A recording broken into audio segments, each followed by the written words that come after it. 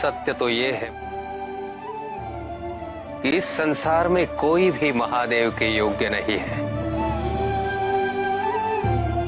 परंतु एक सत्य ये भी है कि जिसके हृदय में सत्य का प्रकाश है, मन में सच्ची लगन है, सच्चा प्रेम है, वो महादेव के योग्य बन सकता है। मैं आज आपसे जिस ज्ञान की बात करने जा रहा हूं, वो मुझे स्वयं महादेव से प्राप्त हुआ है। आपके माध्यम से सामान्य जन इस ज्ञान को सूत्र के रूप में जान सकेंगे। आपके जीवन के 3 प्रमुख उद्देश्यों में से यह भी एक है।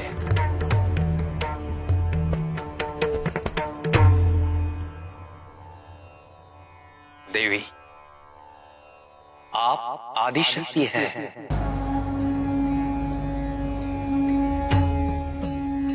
परंतु मनुष्य योनि में इस धरती पर जन्म लेने से आपको अपनी आत्मानुभूति का विस्मरण हो गया है। इसलिए आप भय और आशंका से ग्रस्त हैं। परंतु हर आत्मा उस परम ब्रह्म का स्वरूप होता है। अपने आत्मा से आच्छादन के परत को क्रमशः उतारने से और भय को मन की एक स्थिति के रूप में स्वीकार कर लेने से आपकी आत्मानुभूति में वृद्धि होगी और आप महादेव के सामीप्य का आनंद उठा सकेगी, क्योंकि महादेव स्वयं परम ब्रह्म है। परंतु ऋषिवर, इस भय से उभरने का और क्या उपाय है? अपने अस्तित्व का सकारात्मक ज्ञान देवी। तत्वमसी, तत्वमसी की अनुभूति से, अर्थात परम ब्रह्म शिव मेरे अंदर ही है। मुझे उन्हें अपने अंदर में ही खोजना है। इस ज्ञान से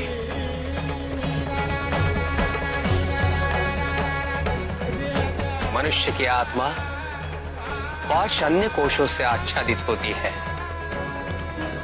मनुष्य का मन अपने अनेक विचार और चैतन्यता को समाहित करता रहता है। वर्षों के संस्कार इन 5 विभिन्न कोशों को और भी संचित करते रहे हैं। संशय में कभी मत पड़िए। ज्ञानबोध और अनुभव में यही भिन्नता है। मैंने जो कुछ भी कहा वो केवल निराकार विद्या है।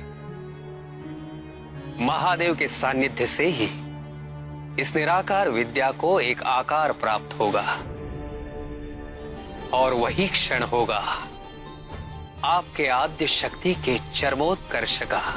और जब गंतव्य शिव है तो मार्ग की कठिनाइयों का भय कैसा?